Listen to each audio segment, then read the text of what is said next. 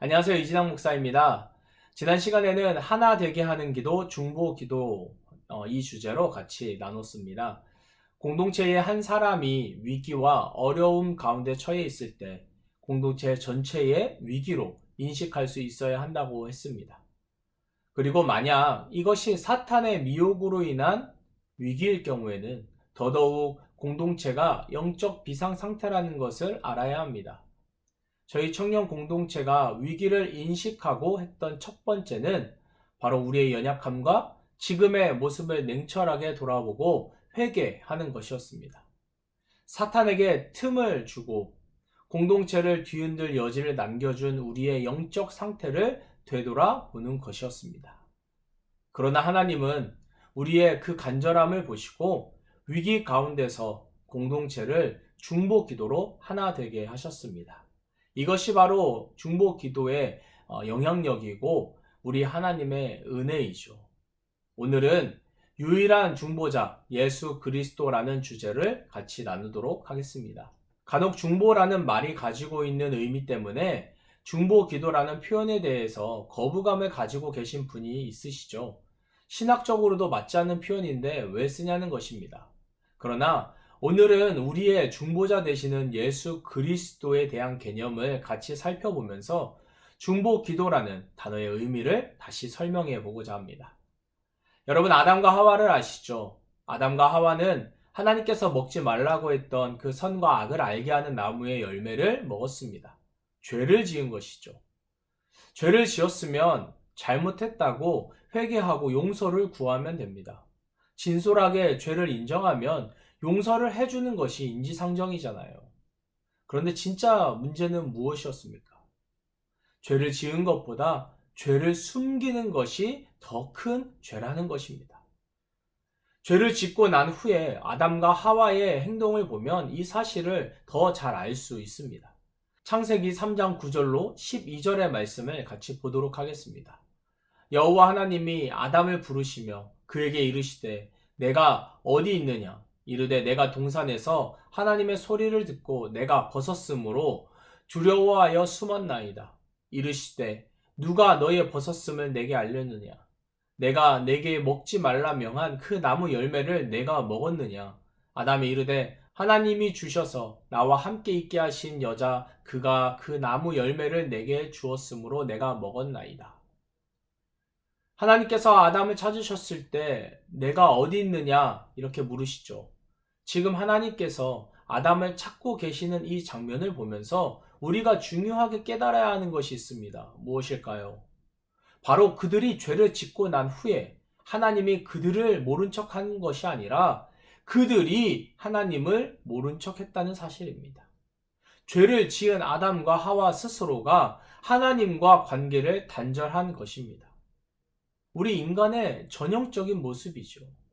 죄를 지으면 우리는 아무도 없는 곳으로 숨으려고 합니다. 그것은 지금 내가 죄를 지었다는 것을 스스로 인정하는 것이고 스스로 부끄러움을 인지하고 있다는 것입니다. 사랑하는 형제자매 여러분, 아담과 하와가 벌거벗었다는 것이 무엇을 상징하는 것일까요? 하나님과 사람 사이에 또 사람과 사람 사이에 어떤 장애물도 없다는 것 아닐까요? 계급도 지위도 신분도 없습니다. 오직 창조주 하나님과 피조물인 인간만이 있다는 것이죠. 이것이 하나님께서 꿈꾸시던 하나님 나라의 비전 아닐까요? 이사야 11장에서 선포한 그 평화의 나라. 이리가 어린 양과 함께 살고 표범이 어린 염소와 함께 눕고 송아지와 어린 사자가 어린 아이에게 끌리는 그런 나라가 바로 평화의 나라. 하나님께서 꿈꾸시는 그 비전, 에덴이 아닐까 생각합니다. 그러나 아담과 하와의 범죄함으로부터 하나님의 비전이 산산이 부서졌습니다. 하나님은 그들을 죽이셔야 했습니다. 그것이 하나님의 법이었기 때문입니다. 그러나 하나님은 그렇게 하지 못하셨습니다. 스스로 하나님의 법을 어긴 것이죠. 죄를 짓고도 자신의 몸을 숨기고 죄의 책임을 떠넘기고 심지어 하나님까지 원망하는 그런 존재를 하나님은 버리시지 못했습니다. 결국 하나님이 해결하셔야 했습니다. 그 방법이 바로 하나님의 아들 예수 그리스도를 내어주심으로 모든 죄의 대가를 지불하게 하시는 겁니다. 예수님께서 요단강에서 세례를 받으셨을 때 하늘에서 어떤 음성이 들렸죠? 이는 내 사랑하는 아들이다. 사람들은 이 장면을 하나님의 아들로서의 대관식이라고도 표현합니다. 그런데 하나님의 입장에서도 그러실까요? 아니지요.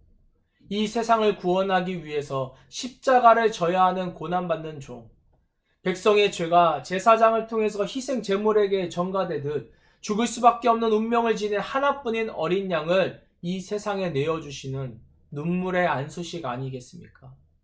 그렇게 묵상을 하고 나면서부터 사랑하는 아들이라는 이 음성이 하나님의 울부짖음으로 들렸습니다. 하나님은 그렇게 예수 그리스도를 통해서 당신의 피조물인 인간을 살리기 위해서 내어주신 겁니다. 예수 그리스도의 죽으심으로 하나님과 인간 사이에 단절되었던 그 관계가 회복되고 화해된 것입니다. 가장 완벽한 중보자, 유일하신 중보자는 오직 예수 그리스도 한 분뿐입니다. 이 사실이 변함이 없습니다. 그리고 모든 이에게 동일하게 적용됩니다. 예수 그리스도의 십자가 사건은 단 한 번의 완벽한 구속의 사건입니다. 오직 그분만이 감당하실 수밖에 없기에 그 십자가의 무게는 결코 가볍지 않았습니다. 그러나 주님은 포기하지 않으시고 결국 승리하셨습니다. 그래서 우리는 예수 그리스도를 통하지 않고는 절대 하나님과의 단절되었던 그 관계가 회복될 수 없습니다. 세상에 수많은 거짓 선지자, 사이비 교주들이 있지만 그들은 모두 죽고 사라져 버릴 겁니다. 통일교회 문선명, 하나님교회 안산홍 장길자, JMS 정명석, 그리고 신천지의 이만희도 모두 죽고 사라집니다. 아무리 이 땅에서 사람들을 미혹하고 거짓으로 재림 예수인 척해도 심장 박동기가 0이 되는 순간 그들은 모두 지옥의 심판을 면하지 못할 저주받은 인생에 불과합니다. 히브리서 9장 27절은 말합니다. 한 번 죽는 것은 사람에게 정해진 것이요 그 후에는 심판이 있으리니. 우리가 이 말씀 절대 잊지 말아야 합니다. 그리스도께서 하나님과 우리 사이의 중보자가 되신 이유가 바로 그 심판대에 서는 나를 위함이기 때문입니다. 하나님과 우리 사이에 서서 우리를 변호해 주시고 중보해 주시는 분이 바로 그리스도, 우리 예수님이십니다. 여러분, 이 사실 절대 잊지 마시기 바랍니다. 예수님을 힘입어 하나님께 나아가는 자들을 온전히 구원하실 수 있으며 지금도 간구하시고 중보하십니다. 예수님의 중보는 이렇게 우리의 속죄, 구원에 대한 부분입니다. 그러나 우리의 중보 기도는 어떻습니까?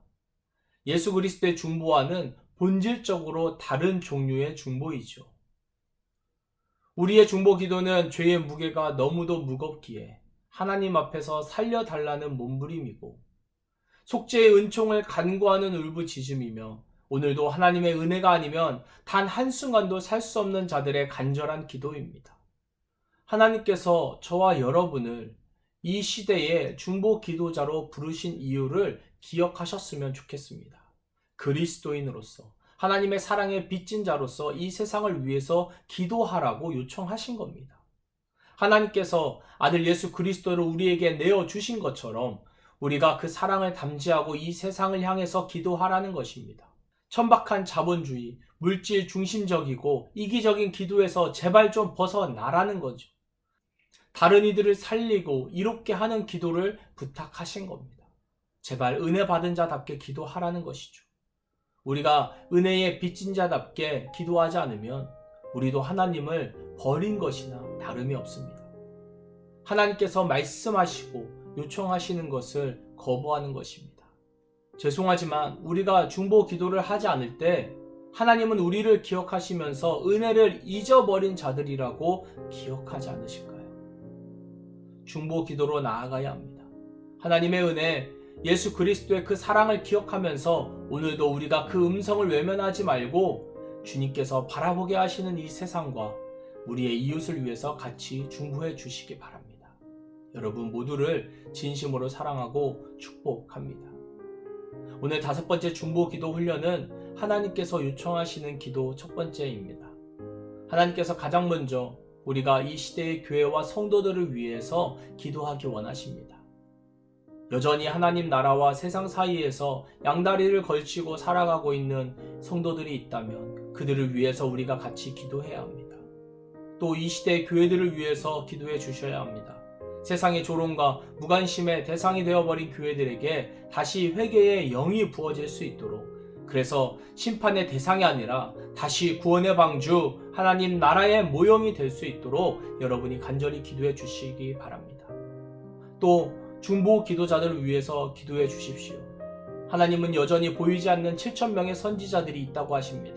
사탄은 그 선지자들이 서로 중보 기도로 연합되는 것을 방해할 것입니다. 왜냐하면 중보 기도에는 엄청난 영적인 에너지가 있기 때문에 그렇습니다. 하나님의 역사를 불어올 중보 기도자들을 위해서 꼭 기도해 주시기 바랍니다. 다 같이 기도하시고 제가 마무리 기도하겠습니다.